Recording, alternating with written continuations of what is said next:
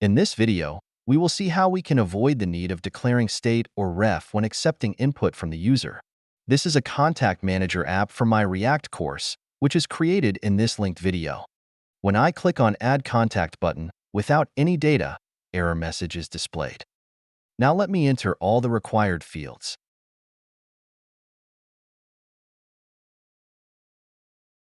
And if I click on Add button, you can see the entered contact details are displayed below.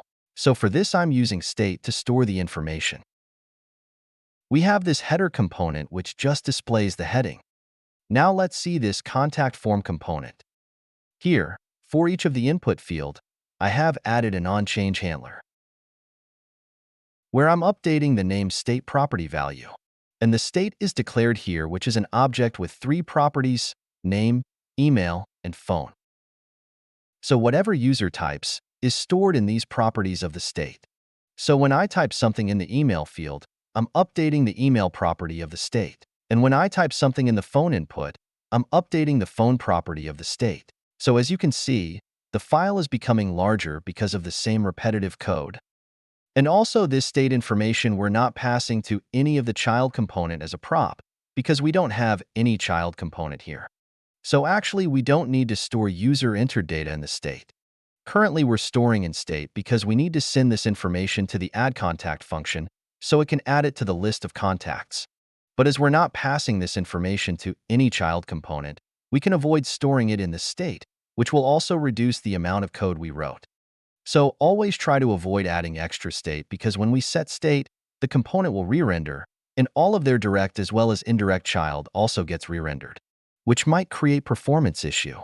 So to avoid declaring state, we can use the JavaScript FormData API, which is supported by all the browsers. So using this API, we can store key-value pairs. You can read this MDN documentation to learn more about it. So now I can remove this value and onChange handler from all the input fields.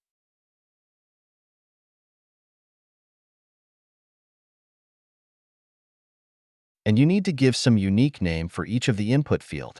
I will give name as the name value for this input field. This will be email, and this will be phone.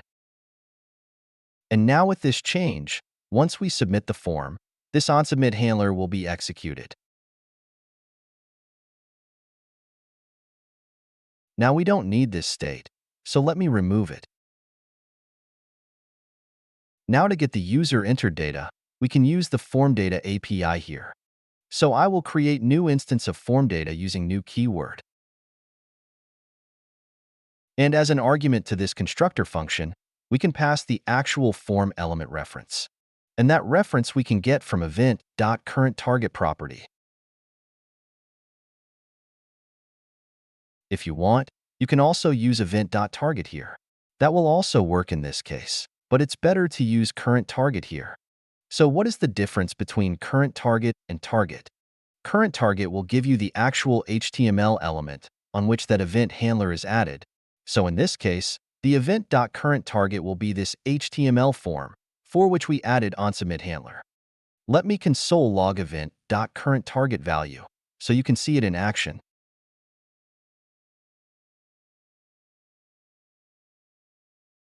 And I will add return statement here, so the next code will not be executed. Let me open console, and I will click on the Add Contact button.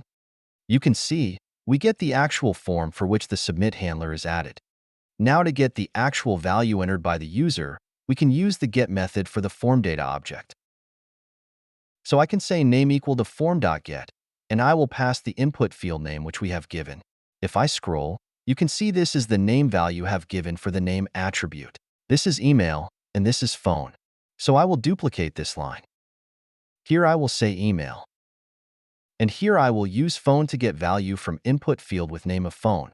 So this way, you can get all the input field's data which is declared inside the form of event.currentTarget. Now this code is fine.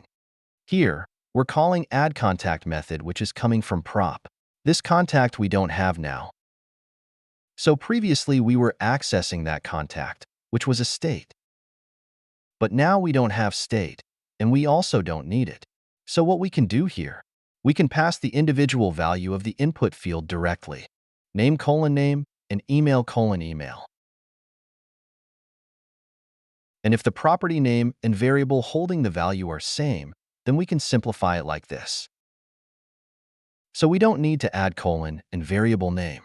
And let's add phone also. Now we're adding all the required details of the contact. This setContact function we were calling to reset all the input fields to empty value once Add Contact button is clicked, so user will not be able to add the same contact again. So for now, I will comment out this code, and we will see how to reset the form later. As you can see, we have simplified code a lot. So let's try to add contact, and let's see if it works. Let me add all the details of the contact.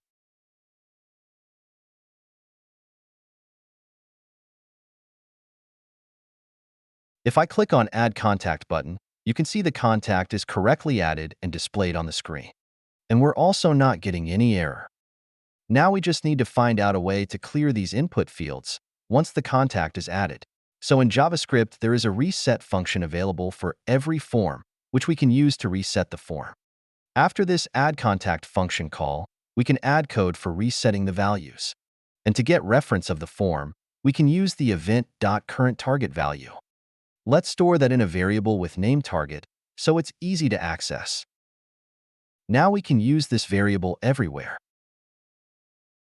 And here we can call the reset function. So after calling this function, the form will be reset to its initial values.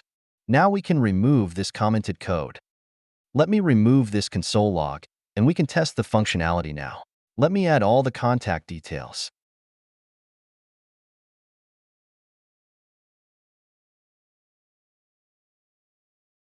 As you can see, the contact is correctly added. Let me add one more contact.